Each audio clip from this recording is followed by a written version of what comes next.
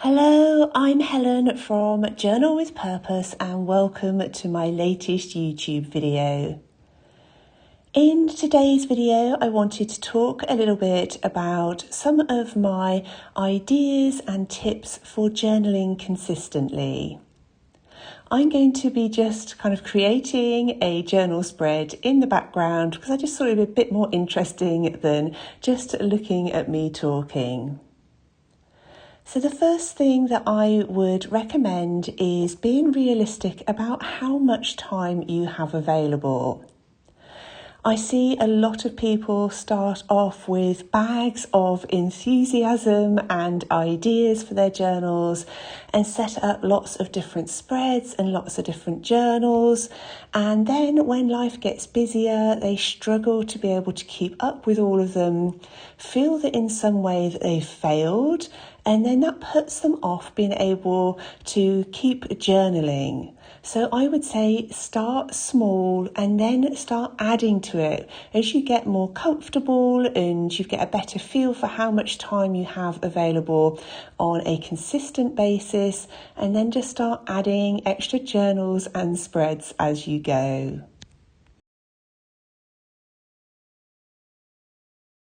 The next thing that I would recommend is trying to establish a routine for your journaling. So I do a lot of mine in the evening. In fact, I do quite a lot of it whilst I'm cooking dinner. So if there's something in the oven, I will often bring my journals and some of my supplies over onto the kitchen table. I also like to do some journaling whilst I'm watching television, but I don't tend to use lots of messy supplies at that time, so more things perhaps like my brush pens or just the writing side of it. So have a think about your day and when there might be some quiet times that are good for you. And I like to try and do it at the same time because then it really becomes a habit, not something I have to force or remember to do. The next thing I think is useful to consider is what type of journal you will most like keeping. So the journal I'm working in at the moment on screen is my creative journal. But depending on what you want to get out of it, you might want to use different types of journals. So my Hobonichi is where I do my planning for each day, and it really helps to keep me on track. And then in the evenings, I sit down, usually add a little bit of decoration, and then I do some reflective journal writing on how my day has felt, the different things that have happened, and perhaps what I want to focus on the next day. So it really helps to close off that day for me and sits really nicely alongside my planning and productivity too.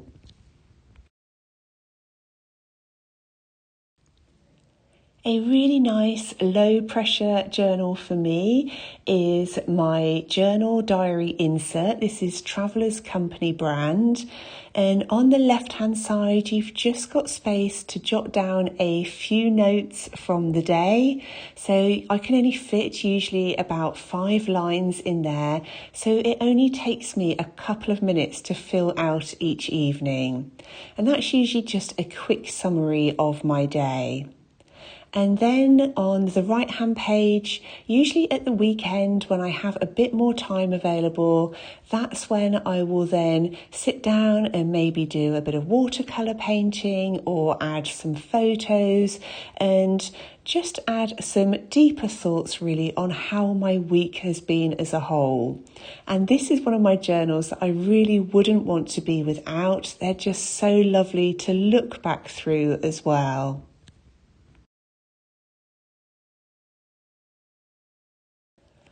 Other options you might like to consider are something like junk journals or art journals, depending on whether you want to express yourself creatively a lot in your journals and whether you'd enjoy the variety of working on lots of different types of papers. I find that junk journals, either for writing or creating art journals in, are really forgiving, and you've already got some lovely backgrounds there, which I think kind of helps to get you started if looking at that first blank page is something that you find difficult. And I do have lots of information on my blog about all different types of journaling, including junk journals. So if you would like some more information, then please do take a look there. I think picking the right type of journal can really help you to use it more consistently. In the past, I've started a certain type of journal that I really didn't get on with at all, and I tried forcing it for such a long time and it almost put me off. So if you find yourself in that position, I would say find a way of changing it. You can use journals in lots of different ways by getting creative with how you use the papers inside. For example, the journal I'm using that I'm creating at the moment, I added some book pages and gesso so that I could add lots of wet medium on top. So don't force yourself to keep going with a journal that's just not working well for you. If you're somebody who really just wants to focus on the writing, then any kind of notebook that feels nice to write in will probably work really well for you. I also think it's important to think about the purpose of your journal, which comes back to my name, Journal with Purpose. Think about why you're doing it. Do you want it to document your life, to record special moments, as a keepsake for your family? Is it somewhere where you want to understand yourself and the world around you a little better? Is it a personal development tool, somewhere you want to improve your mindset? There are so many different wonderful ways that you can use your journal, and trying to focus in on what you most want to get out of it at the moment can be really helpful. Because when you feel the benefits from writing or creating in your journal, it will make you want to keep coming back to it time and time again. And your needs and what you want from your journal may well change over time. So stay open to that and regularly reflect on whether your journal practice is working for you, or if you've accidentally turned it into something which now feels a bit more like a chore.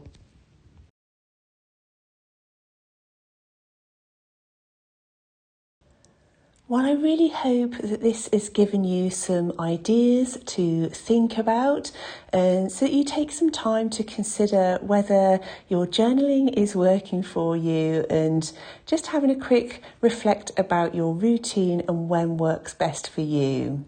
If you've got any questions or comments, then of course, please do leave them down below. As always, I want to say a massive thank you to everybody who's joined me over on Patreon. Well, thank you for watching. I hope you're doing really well, and I look forward to speaking with you really soon in my next video.